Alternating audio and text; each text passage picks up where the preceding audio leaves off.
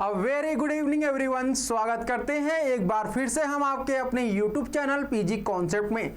आज सबसे महत्वपूर्ण इंफॉर्मेशन जो आपके पास जाने वाली है वो है आपकी बीएड की। जी हाँ, लगातार यहाँ पर कमेंट और कॉल मैसेज आ रहे हैं कि सर बीएड के बारे में थोड़ी सी अलग से इंफॉर्मेशन बता दीजिए कि बीएड के सिलेबस में क्या आपका जोड़ा गया है, क्या घटाया गया है, कितनी फीस लग रही है, क्या सिलेबस हो गया, सभी इंफॉर्मेशन आपको इस वीडियो में मैं देने वाला हूँ। तो वीडियो को एंड तक जरूर बने रहेगा। साथ ही साथ आपको इस बारे में बताऊंगा कि आपके विषय का कोर्स कोड क्या है, क्योंकि आप लोग जब फॉर्म भरेंगे तो आपको कोर्स कोड उसमें फिल करना होगा और कौन से कोर्स कोड के लिए कौन सी यूनिवर्सिटी इंपॉर्टेंट है ये भी आपको इस वीडियो में देखने को मिलेगा। तो चलिए बिना समय गवाए आज इस सेशन की शुरुआत करते हैं। और अगर आप इस चैनल पर पहली बार विजिट कर रहे हैं या पहली बार मुझे इस चैनल पर देख रहे हैं तो चैनल को जरूर सब्सक्राइब कर लीजिएगा, क्योंकि यहां पर बीएड की कंप्लीट तैयारी कराई जाती है। देखिए, सबसे पहले अगर मैं बात करता हूं आप लोग को बीएड को लेकर के, तो आप लोग के जो इंपॉर्टेंट डेट है, यानी कि आप लोग का बीएड से संबंधित जो इंपॉर्टेंट डेट है, इसके बारे में हम थोड़ी सी इंफॉर्मेशन दे देते हैं, ठीक है, ताकि आप लोग को जो भी डाउट है डेट से संबंधित वो डाउट आप लोग का क्लियर हो जाए।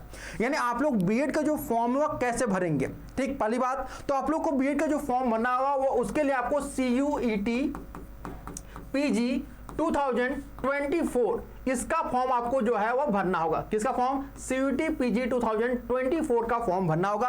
और जब CUET PG 2024 का फॉर्म आप भरेंगे तो उसमें आपको पूछेगा आपको अपना कोर्स कोड फिल करने को, तो मैं कोर्स कोड आगे आपको बताऊंगा। लेकिन CUET PG 2024 का फॉर्म कब से भरा जाएगा इसको पहले हम लोग डेट जान लेते हैं। तो इसका जो डेट है वो 26/12/2023 से लेकर के 24/1/2024 तक आप लोग ये फॉर्म भर सकते हैं। यानी कि लास्ट डेट जो आपकी इसकी है वह है आपकी 24 जनवरी। जी हाँ, बिल्कुल 26 जनवरी से 2 दिन पहले, यानी कि आप लोग का जो 26 जनवरी से पहले 2 दिन आप लोग अपना फॉर्म भर के कंप्लीट कर लीजिएगा। क्लियर बात है आप लोग? और फॉर्म भरना कब शुरू हुआ? तो फॉर्म भरना शुरू हो चुका है। आप लोग जब मन गए तब फॉर्म को फिल कर सकते हैं। सेकेंड चीज आप लोग यहां पे ध्यान रखिएगा कि आप लोग का अगर फॉर्म भरते हैं और उसमें कोई गलती हो जाती है तो उसमें करेक्शन करने के लिए आप लोग को 3 दिनों का टाइम दिया जाएगा। ये 3 दिन कौन से हैं? 27, 28 और 29 जनवरी। जी हाँ, बिल्कुल सही सुना आप लोगों ने। 27, 28, 29 जनवरी को आप लोग अपना जो एप्लीकेशन फॉर्म में करेक्शन है वह कर सकते हैं। इसके बाद सबसे इंपॉर्टेंट है कि आप लोग जहां पे आप लोग का जिस भी शहर में, जिस भी सिटी में आप लोग का सेंटर जाएगा, वह शहर, वह सिटी आपको कब पता चलेगा? तो वह आपको पता चलेगा 4 मार्च को पता चलेगा। कब? 4 मार्च को आपको अपने शहर कि किस शहर में आपका एग्जामिनेशन होगा ये पता चलेगा, ठीक है। इसके बाद यहां पे ध्यान रखिएगा कि किस शहर में आपका एग्जामिनेशन होगा ये तो पता चलेगा, लेकिन आपका उस शहर में कहां पर एग्जामिनेशन होगा। फॉर एग्जांपल जैसे आपका वाराणसी में गया है तो वाराणसी में कहां पे होगा? VHU में होगा, विद्यापीठ में होगा, कहां पे होगा इसका पता आपको अपने एडमिट कार्ड पर लगेगा। और एडमिट कार्ड कब आएगा? तो देखिए, आपका जो एडमिट कार्ड डाउनलोड होना शुरू होगा वह 7 मार्च से शुरू हो जाएगा। कब होगा? 7 मार्च से आपका शुरू हो जाएगा। क्लियर बात है आप लोग को? एक एक स्टेप बिल्कुल क्लियर और 2 टूक में आपको बता रहा हूं कि आपका एग्जैक्ट डेट क्या है और कैसे आप लोग अपना एडमिट कार्ड डाउनलोड करेंगे। सारी चीजें मैं क्लियर बता रहा हूं, देखिए, ठीक है। इसके बाद ध्यान रखिएगा कि आप लोग का जो एग्जामिनेशन की डेट है उसका शेड्यूल अभी नहीं है, लेकिन एग्जाम कब होगा ये पता चल गया है। तो एग्जाम आपको कब होगा? तो वह होगा आपका 11 मार्च से लेकर के 28 मार्च के बीच में। जी हाँ, बिल्कुल 11 से लेकर 28 मार्च के बीच में कभी भी आपका एग्जामिनेशन हो सकता है। और ये ध्यान रखिएगा कि हर एक कोर्स कोड का जो है, हर कोर्स का आपका 1 से ज्यादा एग्जामिनेशन हो सकता है। फॉर एग्जांपल अगर आप लैंग्वेज ग्रुप के हैं तो लैंग्वेज ग्रुप का 2 दिन एग्जामिनेशन हो सकता है। अगर आपका सोशल साइंस का, तो सोशल साइंस का 2 दिन 3 दिन एग्जामिनेशन हो सकता है। ये डिपेंड करता है कि कितने स्टूडेंट फॉर्म भरते हैं, ठीक है। अब ये ऐसा नहीं कि 2 दिन एग्जामिनेशन होगा लैंग्वेज का, दोनों दिन लैंग्वेज के एक ही स्टूडेंट जाएंगे, नहीं। अगर 5000 स्टूडेंट तो 5000 में 2500 स्टूडेंट एक दिन जाएंगे और 2500 स्टूडेंट अगले दिन जाएंगे एग्जामिनेशन, ठीक है। यानी कि दोनों का पेपर अलग अलग रहेगा, ये भी ध्यान रखिएगा। और अलग अलग पेपर होगा तो आप लोग का जो है उसमें थोड़ा सा नंबर का आपका हेरफेर होगा जरूर। इसके बारे में हम अलग से वीडियो में बता देंगे, ठीक।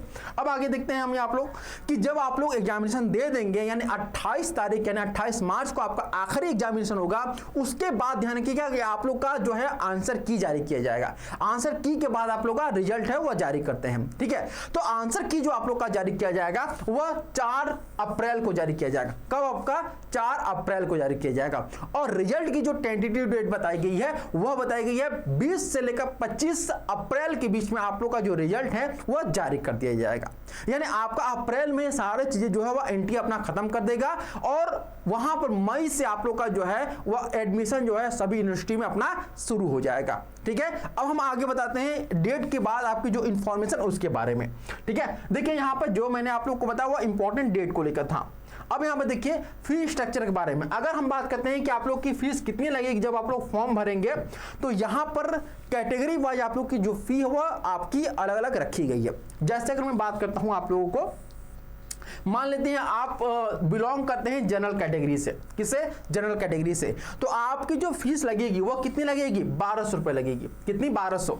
और 1200 में यहाँ पे ध्यान रखिएगा कि चाहे एक पेपर भरे, एक कोर्स चुने आप या फिर 2 कोर्स चुने, दोनों के लिए आपको जो फीस देनी होगी वह 1200 रुपया। लेकिन अगर आप 2 कोर्स से ज्यादा कोर्स चूज करते हैं तो उसके लिए आपको एक्स्ट्रा 600 रुपए देना होगा। कितना, 600 रुपए एक्स्ट्रा देना होगा। अब ये 2 कोर्स क्या है, अब इसको समझिए। जैसे मान लेते हैं आप लोग, आपने बीएड जो है, बीएड लैंग्वेज चूज किया, ठीक है, लैंग्वेज, और इसके साथ एमए हिंदी भी ले लिया।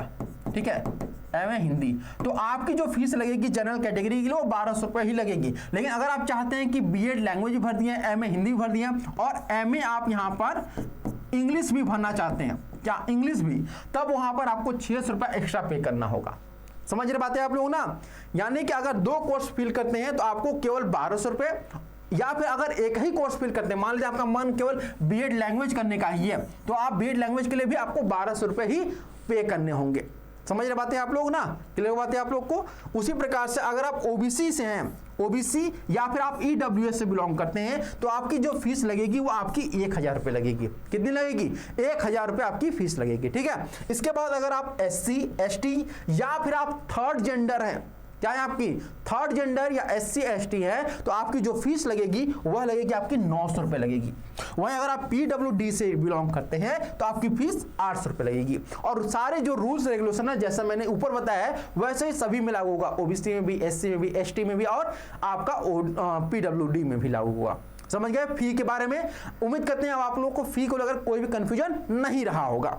अब आगे हम लोग बढ़ते हैं और आगे हम लोग देखेंगे, यहां पर ध्यान रखिएगा कि जो आपकी फी स्ट्रक्चर है, इसके बाद आप लोगों का मोड ऑफ एग्जामिनेशन, यानी कि आपका एग्जामिनेशन किस माध्यम से होगा। तो आपका जो एग्जामिनेशन होगा वो आपका ऑनलाइन होगा, यानी आपका कंप्यूटर बेस्ड होगा। आपके कंप्यूटर पे 100 क्वेश्चन, 75 क्वेश्चन रहेंगे और उन 75 का आपको आंसर करना होगा। इसके बाद मीडियम ऑफ क्वेश्चन पेपर क्या होगा, तो आपका मीडियम जो है आपका इंग्लिश हिंदी इस प्रकार से रहने वाला है, मतलब बाइलिंगुअल होगा।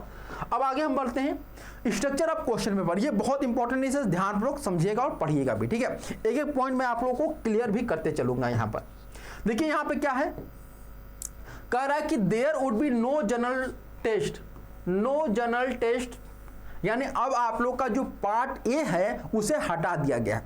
क्या कर दिया गया है, जो पार्ट ए था आपके 25 क्वेश्चन, पार्ट ए जो 25 क्वेश्चन था ना, इसे अब हटा दिया गया, रिमूव कर दिया गया। पहली बात ये ध्यान रखिए कि आपका पार्ट ए हटा दिया गया। बहुत लोग को मजाक लग रहा है, लेकिन मजाक नहीं, सीरियसली बता रहा हूं भाई, पार्ट ए जो है बिल्कुल हटा दिया गया है और इसको बिल्कुल सीरियसली लीजिए। अब आपको पार्ट बी पे ही केवल फोकस करना है, ठीक है ना।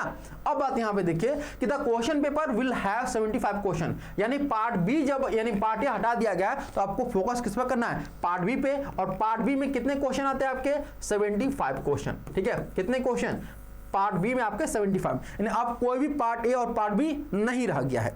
अब केवल आपके जो क्वेश्चन पेपर है उसमें 75 क्वेश्चन आएंगे आपके डोमेन से, जो आप सब्जेक्ट का पेपर देने जा रहे हैं। ठीक है ना, क्लियर बात है आप लोग की। आगे हम देखते हैं यहां पर कि duration of exam would be 105 minute, यानी आप लोग का जो टाइम रहेगा, यानी कि 75 क्वेश्चन को हल करने के लिए आपके पास जो टाइम दिया जाएगा वह आपका 1 घंटा 5, मतलब आपका 105 मिनट टाइम दिया जाएगा। 105 मिनट का मतलब क्या हो गया आपका, 1 घंटा 45 मिनट। ठीक है, 1 घंटा 45 मिनट का आपको टाइम दिया जाएगा। जो टाइम दिया जाएगा वो आपको पेपर सॉल्व करने के लिए कितने क्वेश्चन का, 75 क्वेश्चन का। ठीक है, यहां तक क्लियर है सभी को। अब आगे देखिए, यहां पर दिया है कि अगर आप यहां पर 75 क्वेश्चन का पेपर देने जा रहे हैं तो ध्यान रखिएगा कि एक क्वेश्चन जो रहेगा यहां पर वो आपका 4 नंबर का रहेगा, यानी एक क्वेश्चन आपका 4 नंबर का रहेगा। तो जब एक क्वेश्चन आपका 4 नंबर का है तो यहां पर देखिए 75 मल्टीप्लाई 4 इक्वल टू 300, यानी कि 300 नंबर का टोटल आपका पेपर होगा। कितने नंबर का? 300 नंबर का आपका टोटल पेपर होगा, और एक क्वेश्चन गलत करने पर आप लोग का एक नंबर जो है वह कट कर लिए जाएंगे। क्या कर दिए जाएंगे? एक नंबर कट कर लिए जाएंगे। ठीक है, अब आगे देखिए, यहां पर ध्यान रखिएगा कि humanities, social science, humanities, science, social science, common BEd, इन सभी का जो पेपर होगा वह बाइलिंगुअल होगा। क्या होगा आपका? बाइलिंगुअल, यानी हिंदी और इंग्लिश में होगा। किसका किसका? कॉमन बीएड का, ह्यूमैनिटीज एंड सोशल साइंस का, और आपका साइंस का। लेकिन यहाँ पे कहा गया है कि जो लैंग्वेज ग्रुप के स्टूडेंट हैं, जो लैंग्वेज ग्रुप के स्टूडेंट, ये थोड़ा सा नीचे चला गया, आप लोग को दिख नहीं रहा होगा, इसके लिए माफी चाहते हैं। तो लैंग्वेज ग्रुप का जो पेपर होगा वो कह रहा है कि language papers will be in concerned language, यानी कि अगर आप लैंग्वेज पेपर दे रहे हैं तो आपके उसी लैंग्वेज में होगा। जैसे हिंदी के प्रश्न हिंदी में आएंगे, इंग्लिश के प्रश्न इंग्लिश में आएंगे, संस्कृत के प्रश्न संस्कृत में आएंगे। ठीक है ना? चलिए आगे हम लोग बढ़ते हैं, जहां तक उम्मीद है आप लोग को क्लियर हो गया होगा। ठीक है, अब देखिए आपका कोर्स कोड क्या है, इसको समझिएगा, ये सबसे इंपॉर्टेंट। जैसा मैंने आपको बताया कि जब आप लोग फॉर्म फिल करेंगे सीयूटी पीजी 2024 का, तो आपसे कोर्स कोड पूछेगा। तो कोर्स कोड में अगर बात करते हैं कि पहला जो कोर्स कोड है वह COQP 03 है। COQP 03 जो है आपका वह कॉमन बीएड के लिए, जिसको हम लोग क्या बोलते हैं? Common BEd. ठीक है, कॉमन बीएड। अब ये कॉमन बीएड में कौन कौन से आते हैं? तो इसमें आपका बीएड आ जाता है, कॉमन बीएड एमएड आ जाता है जो कि इंटीग्रेटेड है। ठीक है, बीएड एमएड इंटीग्रेटेड। इसके बाद BEd HI, BEd ID, BEd VI और life long learning and extension, ये भी आपका इसी में आता है। ठीक है, इसके बाद अगर बात करते हैं कि COQP 04, ये आपका जो है वह है आपका ह्यूमैनिटीज एंड सोशल साइंस का। क्या है आपका? ह्यूमैनिटीज एंड सोशल साइंस का। इसके बाद आपका है COQP 05, ये जो आपका है लैंग्वेज ग्रुप का, जिसका मैंने अभी आपको जिक्र किया था कि लैंग्वेज ग्रुप के जो पेपर रहेंगे उसमें हिंदी के पेपर हिंदी में, इंग्लिश पेपर इंग्लिश में और संस्कृत पेपर संस्कृत में रहेंगे। ठीक है ना? उम्मीद करते हैं यहां तक आप लोग को समझ में आया होगा। इसके बाद आप लोग का COQP 06, ये आपका जो है वह बीएड साइंस का है। किसका है? बीएड साइंस का। और COQP 07 जो है आपका वह बीएड मैथमेटिक्स का है। आप लोग थोड़ा सा कंफ्यूज मत होइएगा, साइंस और मैथ में साइंस का जो कोड है वो आपका 06 है और मैथ का 07 है। ठीक है, एक और आपका बीएड होता है जो कि आपका शिक्षा शास्त्री होता है, जो कि केवल और केवल संस्कृत जो स्टूडेंट है उनके लिए होता है, और उसका कोर्स कोड जो है वो COQP 01 है। ध्यान रखिएगा, ACQP 01 जो है वह शिक्षा शास्त्री बीएड का है आपका। क्लियर बात है आप लोग को? चलिए यहां तक आगे हम लोग बढ़ते हैं, और आगे बढ़ेंगे तो यहाँ पे देखेंगे कि सभी कोर्स का जो भी आप लोग का कोर्स है उस कोर्स कोड के अकॉर्डिंग आप लोग का सिलेबस क्या रखा गया है। ठीक है, तो सबसे पहले हम बात करते हैं कॉमन बीएड की। किसकी बात करेंगे हम लोग? कॉमन बीएड की बात करते हैं कि कॉमन जो आपका बीएड है इसका सिलेबस क्या है। और कॉमन बीएड का आपको मैंने ऑलरेडी बता दिया कि कोर्स कोड क्या है? COQP 03 है। ठीक है, अब इसके सिलेबस में देखिए आपको 6 सब्जेक्ट पढ़ने हैं। पहला आपको टीचिंग एप्टीट्यूड है। क्या आपका? Teaching aptitude. सेकेंड आपका जीके है। क्या है आपका? जीके। और ये जीके किससे रिलेटेड रहेंगे ये भी ध्यान रखिए, ये भी दे दिया। जीके आपका रिलेटेड रहेगा आपका स्कूल से, एजुकेशन से, बुक्स से, फिल्म से, इंस्टीट्यूशन से और आपके अवार्ड से। ठीक है, इसके बाद आपका मैथमेटिक्स रहेगा, और ये मैथमेटिक्स जो रहेगा वो आपका अप टू 10th क्लास। ठीक है, यानी हाई स्कूल के स्तर तक का आपका जो प्रश्न है वह पूछेगा किसमें? मैथमेटिक्स में। क्लियर बात है आप लोग को? इसके बाद आपका साइंस एनवायरमेंटल साइंस, ये भी आपका अप टू 10th लेवल का ही रहेगा, यानी कि हाई स्कूल स्तर का ही आपको पढ़ना है, उसका हायर लेवल आपको नहीं जानने हैं। इसके बाद आपका सोशल साइंस। सोशल साइंस जो आपके प्रश्न पूछे जाएंगे वह भी आपके स्टैंडर्ड जो रहेगा वह आपके 10th लेवल का ही रहेगा। ध्यान रखिएगा, 10th लेवल का ही जो आपका सोशल साइंस वो रहेगा, यानी कि आप क्लास 10 तक जितने भी सोशल साइंस के सब्जेक्ट आते हैं उस लेवल के ही आपके प्रश्न पूछे जाएंगे। इसके बाद आपका जो आपका दिया हुआ आखिरी 6 वाला, ये आपके आर्ट्स, म्यूजिक, योगा, थिएटर और स्पोर्ट्स, ये जो आपका इसका लेवल रहेगा वह आपके 1 डे एग्जामिनेशन की तरह ही रहेगा, 1 डे कंपटीशन एग्जामिनेशन की तरह। ठीक है, 1 डे एग्जाम्स की तरह ही आपका जो लेवल रहता है इसका, उसमें आपके ये प्रश्न पूछे जाएंगे। तो सभी का लेवल आपका अलग अलग है। ये भी आप लोग जो देख रहे हैं GK related to school education books, ये सब, तो ये भी आपका 1 डे एग्जाम्स की तरह ही रहेगा। ठीक है ना? तो आप लोग बहुत अच्छे तरीके से अगर ये दोनों टॉपिक अगर अच्छे तरीके से पढ़ लेते हैं, जीके का और दूसरा टॉपिक और छठा टॉपिक, तो आप आसानी से जो है वो इसे सॉल्व कर पाएंगे। ठीक है, और इन सब में अगर हम बात करें सबसे ज़्यादा जो प्रश्न पूछने की संभावना आप लोग को लग रही है वह सबसे ज़्यादा जो आपकी है प्रश्न पूछा जाएगा वह जीके से ही पूछेगा। ठीक है, किससे पूछेगा? जीके से। जीके के बाद जो आपका सबसे ज्यादा प्रश्न पूछेगा वह रहेगा आर्ट्स, म्यूजिक, योगा, थिएटर और स्पोर्ट्स को मिला करके। फिर उसके बाद आपका टीचिंग एप्टीट्यूड पूछेगा। तो टीचिंग एप्टीट्यूड से प्रश्नों की संख्या अगर मैं बात करूं तो आप लोग का 5 से 8 प्रश्न जो रहेंगे क्वेश्चन वो आपके टीचिंग एप्टीट्यूड से पूछे जाएंगे। और टीचिंग एप्टीट्यूड की डेली जो क्लासेस होती है यूट्यूब पर, आप किसी यूट्यूब चैनल पे डेली 10 AM पे आपकी क्लास होती है। 10 AM पे आपकी डेली आपकी जो है वह क्लासेस कराई जाती हैं। ठीक है ना, चलिए आगे हम लोग बढ़ते हैं। अगला जो हम लोग का जो सिलेबस है वह आपका COQP 04 है। ठीक है, और COQP 04 जो आपका सिलेबस इसमें देखिएगा यहाँ पे आपके 75 क्वेश्चन ही रहेंगे। ठीक है, एक बात पीछे मैं थोड़ा सा बता देता हूँ आप लोगों को। यहां पर जब देखेंगे COQP 03 में ना, तो इसमें पहले 2023 तक अगर मैं बात करता हूं तो 2 पार्ट होते थे। ठीक है, पार्ट ए और पार्ट बी। पार्ट ए में जो रहता था वो आपके 25 क्वेश्चन रहते थे, जिसमें आपके हिंदी या फिर इंग्लिश रहता था, तो इसको खत्म कर दिया गया। ठीक है, तो ये बात ध्यान रखिएगा कि पार्ट ए आपको नहीं पढ़ना, ये पार्ट बी है। ये जो भी आप लोग सिलेबस देख रहे हैं ये पार्ट बी का सिलेबस है। ठीक है ना, किसका है? पार्ट बी का सिलेबस है, जो कि आपके 75 ये 75 क्वेश्चन आएंगे। ये टोटल मिलाकर के जो आप लोग टॉपिक देख रहे हैं ये टोटल मिलाकर के आपके जो क्वेश्चन बनेंगे वो 75 क्वेश्चन आपके बनेंगे। ठीक है ना, चलिए आगे हम लोग बढ़ते हैं। और जैसा अभी मैंने बताया कि हम लोग बात करने वाले COQP 04 के बारे में। तो COQP 04 में आप देखेंगे तो यहाँ भी आपके जो पार्टें हैं उसे हटा दिया गया है, यानी कि आपको रीजनिंग, मैथ, उसके बाद जीके ये सब आपको नहीं पढ़ने हैं। ठीक है, नहीं पढ़ना है, हिंदी भी नहीं पढ़ना है ना इंग्लिश पढ़ना है। तो आपको थोड़ा फायदा होगा कि आपको अपने विषय फोकस करना है। ये आपका जो पार्ट बी है, क्या आपका पार्ट बी है। अब पार्ट बी में आपके जो क्वेश्चन आएंगे वो 75 क्वेश्चन रहेंगे। तो 75 जो क्वेश्चन आएंगे यानी कि आपके 300 मार्क्स का पेपर होगा। ठीक है, 300 मार्क्स का, और 300 मार्क्स में आपके कुल मिलाकर के 7 विशेष प्रश्न आएंगे। इसमें एक विषय देखिए छूट गया है, वह है आपका टीचिंग एप्टीट्यूड। क्या आपका है? Teaching aptitude. लास्ट ईयर भी जो आपका सिलेबस निकाला गया था NTA के द्वारा, उसमें भी टीचिंग एप्टीट्यूड नहीं दिया हुआ था, लेकिन क्वेश्चन जो है टीचिंग एप्टीट्यूड से पूछे गए थे। ठीक है, ये बात ध्यान रखिएगा। बीएड का कोई भी एग्जामिनेशन दीजिएगा उसमें आपको टीचिंग एप्टीट्यूड पूछता ही है, ये गारंटी है। ठीक है, इसमें आपको हिस्ट्री पढ़ना है। हिस्ट्री कौन से लेवल का? तो आपको NCERT, यहाँ पे मैं बुक्स भी पता चल रहा हूँ, NCERT क्लास 6 से लेकर के 12 तक। ठीक है, इसके बाद पॉलिटिकल साइंस, ये भी आपको क्या करना है, यहाँ पे ध्यान रखिए कि पहले क्या होता था, केवल पॉलिटी पूछा रहता था। ठीक है, लेकिन जब सोशल साइंस का एग्जामिनेशन होता था तो केवल पॉलिटी पूछा जाता था, यानी कि संविधान से संबंधित। लेकिन अब आपको पॉलिटिकल साइंस पूछ रहा है, यानी कि आपको संविधान में पढ़ना है और साथ ही साथ जो पॉलिटिकल साइंस का जो सिलेबस है ऑफिशियल उसको भी पढ़ना है। ठीक है ना, तो आपको यहाँ पॉलिटिकल साइंस में ध्यान रखिएगा कि आपको जो कंपटीशन लेवल वाला जो पॉलिटी पूछा जाता है वो तो पढ़ना ही है, साथ ही साथ आपको 11th और 12th में जो पॉलिटिकल साइंस के क्वेश्चन है उनको भी पढ़ना है। ठीक है ना, ये रहेगा आपका। और ये भी आपको NCERT ही प्रीफर करनी है, NCERT। ठीक है, इसके बाद ज्योग्राफी भी आपको क्या करना है, NCERT ही पढ़ना है, NCERT। और NCERT भी कौन सी? क्लास 6 से लेकर के 12 तक की। ठीक है, अभी जब आपका इकोनॉमिक्स जो आप लोग यहाँ पर देख रहे हैं वह केवल और केवल आप लोग का जो रहेगा वह इंडियन इकोनॉमिक्स पढ़ना है। इसमें इंडियन इकोनॉमिक्स पढ़ना है, इकोनॉमिक्स। ठीक है ना, इसके बाद आपका 5th नंबर पर कॉमर्स आता है। तो कॉमर्स के 3 भाग होते हैं, ध्यान रखिएगा।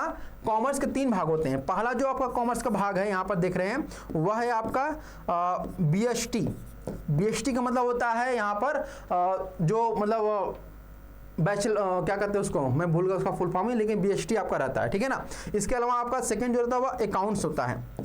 ठीक है, अकाउंट्स। और तीसरा जो होता है वो आपके यहाँ पर क्या होता है, इकोनॉमिक्स होता है। ठीक है, इकोनॉमिक्स। ये 3 विषय आपके रहेंगे। ये इकोनॉमिक्स आपका अलग रहेगा, ये इसमें इंडियन इकोनॉमिक्स को पूछेगा। और ये वाला जो इकोनॉमिक्स रहेगा ये कॉमर्स से संबंधित आपका रहेगा। ठीक है ना, क्या रहेगा, कॉमर्स से संबंधित रहेगा। तो ये 3 विषय आप लोग के रहेंगे, एक BST रहेगा, दूसरा आपका अकाउंट्स रहेगा और तीसरा आपका इकोनॉमिक्स रहेगा। उसके बाद आपका होम साइंस पूछेगा। क्या पूछेगा, होम साइंस। होम साइंस में आपके 4 यूनिट हैं और उन 4 यूनिट को ही आपको कवर करना है। इसके अलावा आपका टीचिंग एप्टीट्यूड, टीचिंग एप्टीट्यूड का जो सिलेबस बताया गया उस सिलेबस को आप फॉलो करिए और उसको पढ़िए, ठीक है।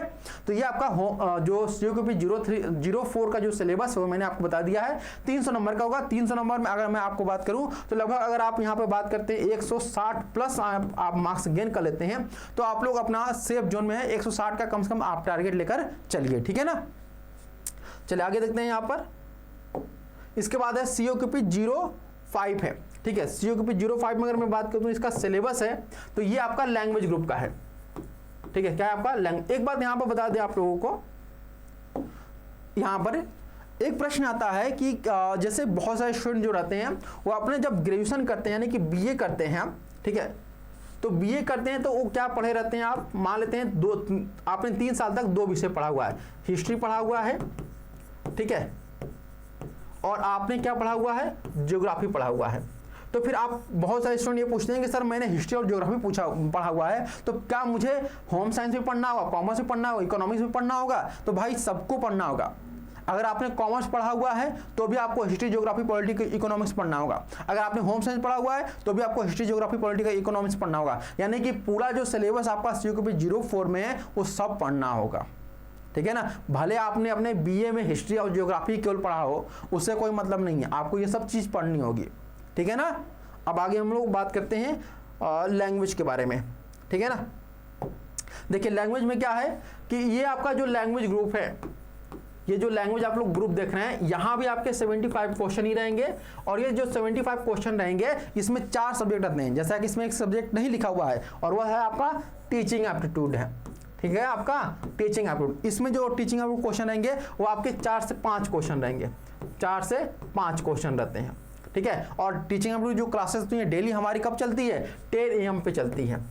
10 AM पे हमारी YT क्लासेस चलती है, किस चैनल पे, PG कॉन्सेप्ट पे, CUT PG कॉन्सेप्ट पे हमारी YT क्लास 10 AM पे बिल्कुल फ्री ऑफ कॉस्ट चलती है, जिसकी PDF आपको टेलीग्राम ग्रुप के माध्यम से भी मिलता रहता है। इसमें आप लोग को देखेंगे 4 विषय, आपका एक हिंदी है, दूसरा इंग्लिश है, तीसरा संस्कृत और चौथा आपका टीचिंग एप्टीट्यूड है। अब यहाँ भी प्रश्न पूछा जाता है कि सर हमने तो केवल हिंदी ही पढ़ा हुआ है, यानी हमारा जो BA है, हमने BA जो है वह केवल ऑनर्स किया हुआ किससे, हिंदी से किया हुआ, तो क्या हमें इंग्लिश संस्कृत भी पढ़ना होगा? जी हाँ बिल्कुल, आपको इंग्लिश भी पढ़ना होगा और संस्कृत भी पढ़ना होगा। अगर आपने इंग्लिश केवल पढ़ा है तो भी आपको हिंदी और संस्कृत पढ़ना होगा। अगर आपने संस्कृत से BA किया हुआ है तो भी आपको इंग्लिश और हिंदी पढ़ना होगा। और टीचिंग एप्टीट्यूड, टीचिंग एप्टीट्यूड बहुत इंपॉर्टेंट है, किसी भी ग्रुप के आप रहें सबको आपको पढ़ना ही है इसे, ठीक है ना, समझ रहे बातें। और सबसे ज्यादा जो प्रश्न इसमें पूछा जाता है वो आपके संस्कृत के प्रश्न रहते हैं। लगभग इसमें 30 प्रश्न आप लोग के पूछे जाएंगे, 30 प्लस प्रश्न यहाँ पे मैं कह रहा हूँ, 30 प्लस प्रश्न आप लोग के संस्कृत के रहने वाले हैं 75 क्वेश्चन में से। यानी 45 क्वेश्चन में आपका हिंदी, इंग्लिश और टीचिंग एप्टीट्यूड रहेगा और 30 प्लस प्रश्न जो आपके संस्कृत से रहने वाले हैं। तो विशेष आपका फोकस जो है वो आपके संस्कृत विषय पर होना चाहिए, ठीक है ना। चलिए आगे बढ़ते हैं हम लोग। और यहाँ पे जो आप लोग देख रहे हैं वह है आपका COQP 06, यानी ये आपका साइंस ग्रुप का है। किसका है? आपका साइंस ग्रुप का है। तो ध्यान रखिएगा साइंस ग्रुप में भी आपको केवल पार्ट B पढ़ना है। और पार्ट B आप जो लोग देख रहे हैं इसमें आपके कुल कितने क्वेश्चन होते हैं? इसमें आपके 75 क्वेश्चन होंगे और 75 क्वेश्चन यानी कि 300 मार्क्स का होगा, ठीक है। और इसमें सीट कम होती है तो कंपटीशन हाई रहता है और इसमें आपका टारगेटेड जो स्कोर होना चाहिए वो 200 प्लस होना चाहिए, ठीक है, ताकि आपने सीट आप लोग बिल्कुल सुरक्षित कर सके, ठीक है ना। चलिए यहाँ पे देखते हैं, यहाँ पर COQP 06 में आप लोग अगर बात करते हैं कौन कौन सब्जेक्ट पूछा जाएगा, इसमें botany, zoology, chemistry, physics, home science, computer और आपका टीचिंग एप्टीट्यूड। ये आपके स्कूल मिलाकर के 7 विषय हैं, यानी कि 7 सब्जेक्ट हैं, जहां से आपको टोटल मिलाकर के क्या बनेंगे, आपके ये 75 क्वेश्चन बनने वाले हैं। और ये जो 75 क्वेश्चन बनेंगे यही आपके किससे बनेंगे? Botany, zoology, chemistry, physics, home science, computer और टीचिंग एप्टीट्यूड से बनेंगे। और ये जो आप लोग सिलेबस देख रहे हैं, ये सिलेबस आपका कौन से लेवल का रहेगा ये भी ध्यान रखिएगा। तो ये जो आपका सिलेबस रहेगा वो आपके क्लास 11th एंड आपके क्लास 12th लेवल का रहेगा। और आपके NCERT आप लोग अगर अच्छे से पढ़ते हैं क्लास 11th और 12th तो आपको किसी कोचिंग इंस्टीट्यूट की जरूरत भी नहीं पड़ेगी। सेल्फ स्टडी करके आप लोग अच्छे मार्क्स भी गेन कर सकते हैं। लेकिन आपको गहरी समझ होनी चाहिए किसकी? क्लास 11th और 12th के NCERT की, ये बात ध्यान रखिएगा, ठीक है ना। चलिए हम आगे बढ़ते हैं। और यहाँ पे एक बात और ध्यान रखिएगा, अगर आपने फिजिक्स से किया हुआ बीएससी या फिर केमिस्ट्री से किया हुआ बीएससी, तो भी आपको बॉटनी पढ़ना होगा, जूलॉजी पढ़ना होगा, केमिस्ट्री पढ़ना होगा, होम साइंस पढ़ना होगा, कंप्यूटर साइंस पढ़ना होगा और टीचिंग एप्टीट्यूड पढ़ना होगा। सारे सब्जेक्ट आपको पढ़ने होंगे जो आपके सिलेबस में दिए गए हैं, ठीक है। चलिए आगे हम लोग बढ़ते हैं। इसके बाद आपका आता है CUQP 07, जो कि आपका है मैथ ग्रुप का। किसका आपका है? मैथ ग्रुप का है, ठीक है। किसका है भाई? आपका मैथ ग्रुप का है। और इस मैथ ग्रुप में अगर हम बात करते हैं तो आपके कुल मिलाकर के 75 प्रश्न पूछे जाएंगे, ठीक है। किसके आप कितने रहेंगे? 75 क्वेश्चन रहेंगे, और यानी कि 300 मार्क्स के आपके यहाँ पर पूछे जाएंगे, ठीक है। कितने? 300 मार्क्स के। और कुल सब्जेक्ट कितने हैं? तो 4 सब्जेक्ट आपके पूछे जाएंगे। पहला आपका मैथमेटिक्स, दूसरा आपका स्टैटिक्स, और तीसरा आपका कंप्यूटर साइंस, और चौथा जो रहेगा वो आपके टीचिंग एप्टीट्यूड रहेगा, ठीक है। और मैथमेटिक्स, स्टैटिक्स और कंप्यूटर साइंस कौन से लेवल का रहेगा? तो मैथमेटिक्स जो रहेगा आपके क्लास 6 से लेकर के 12 तक, क्लास 6 से लेकर के 12 तक आपका एनसीईआरटी रहेगा, एनसीईआरटी। और स्टैटिक्स जो रहेगा वो आपके 7th, 8th, 9th का जो आपका स्टैटिक्स है उसे पढ़ लीजिए, या फिर जो आपका एसएससी का जो स्टैटिक्स रहता है उसको पढ़ लेंगे तो भी आपका काम बन जाएगा। तो आप लोग क्लास 6, 7, 8 का हटा करके एसएससी का जो आपका पूछा जाता है, एसएससी का स्टैटिक्स, उसको पढ़ लीजिएगा, ठीक है।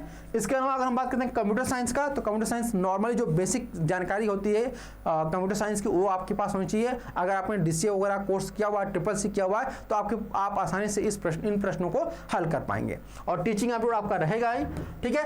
तो ये आप लोग का सिलेबस था ऑफिशियली करके, और जो भी आप लोग के पास सिलेबस है वो सब कुछ आपको बता दिया गया है। आगे हम आपको जो डिस्कशन करने वाले हैं वह है आपके हमारे सिविल सर्विसेज बैच के बारे में बता दें। अगर आप बीएड की तैयारी कर रहे हैं, ठीक है, अगर आप बीएड की तैयारी कर रहे हैं और अगर आप चाहते हैं कि आप अपना जो बीएड इसी बार करने का सपना जो है पूरा कर सकें, तो इसके लिए आपको करना कुछ नहीं है, हमारे सिविल सिलेक्शन बैच को ज्वाइन कर लीजिए। सिविल सिलेक्शन बैच को ज्वाइन करने के लिए आपको बस एक नंबर घुमाना है, और वह नंबर क्या है, यह आप लोग नंबर ध्यान रखिएगा, 9651222401। ये हमारा नंबर है। इस नंबर पे आप लोग कॉल करिएगा। 407 आखिरी में 07 है, ये ध्यान रखिएगा आप लोग। तो आपको कोई भी प्रॉब्लम हो तो आप उसको सॉल्व कर पाएंगे, ठीक है। और कोर्स ज्वाइन करने के लिए आप हमारे जो ऑफिशियल ऐप है जिसका नाम है CUET कॉन्सेप्ट, प्ले स्टोर से आप लोग डाउनलोड कर लीजिएगा, ठीक है। ये हमारा प्ले स्टोर का लोगो भी लगा हुआ है, जहां पर हम लोग प्ले स्टोर पर आप जाएंगे तो CUET कॉन्सेप्ट का आपको लोगो दिख जाएगा, उसको देख करके आप लोग डाउनलोड कर लीजिएगा। वहां पर जाएंगे तो आपको एक बीएड का जो कोर्स है वह शो करने लगेगा।